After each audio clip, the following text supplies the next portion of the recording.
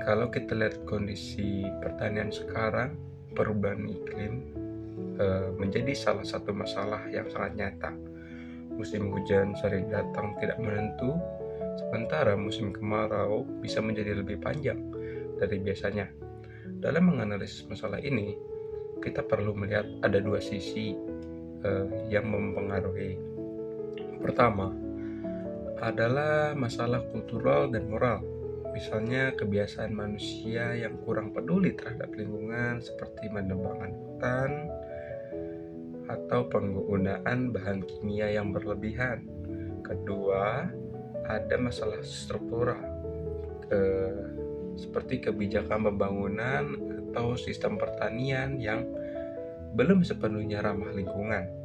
Kalau kita melihat hubungan sebab akibat, kerusakan lingkungan yang terjadi selama bertahun-tahun dapat memicu perubahan iklim yang akhirnya berdampak pada gagal panen atau menurunnya hasil pertanian. Dalam banyak kepercayaan lokal di Indonesia, alam dianggap sebagai sesuatu yang harus dijaga keseimbangannya. Begitu juga dalam ajaran agama, manusia dipandang sebagai pengelola atau penjaga bumi. Artinya, kita tidak boleh menyamakan semua masalah hanya sebagai faktor alam saja, tetapi juga perlu melihat peran manusia di dalamnya. Dalam pendekatan etika, kita tuh harus melihat persoalan dari perubahan iklim dengan mengutamakan nilai-nilai kasih, keadilan, kebenaran, dan kesejahteraan.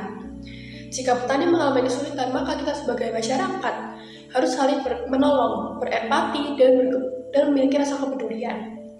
Dalam beberapa kepercayaan lokal, masyarakat sering melakukan ritual atau tradisi sebagai bentuk penghormatan kepada alam. Karena tradisi tersebut sebenarnya mengajarkan kita bahwa setiap manusia harus hidup selaras dengan lingkungan. Dalam ajaran agama pun sama, kita ditekankan bahwa alam adalah ciptaan Tuhan yang harus kita jaga. Oleh karena itu, tindakan merusak lingkungan juga dapat berdampak buruk. Pertama, nggak hanya secara sosial, namun secara ekonomi pun juga dapat berdampak buruk.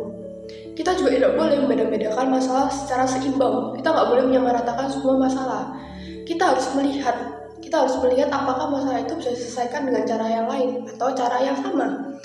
Misalnya, ketika terjadi penurunan hasil panen, kita perlu memahami bahwa penyebab itu bukan hanya dari faktor iklim, mungkin dari cara bertaninya atau kebijakan yang ada.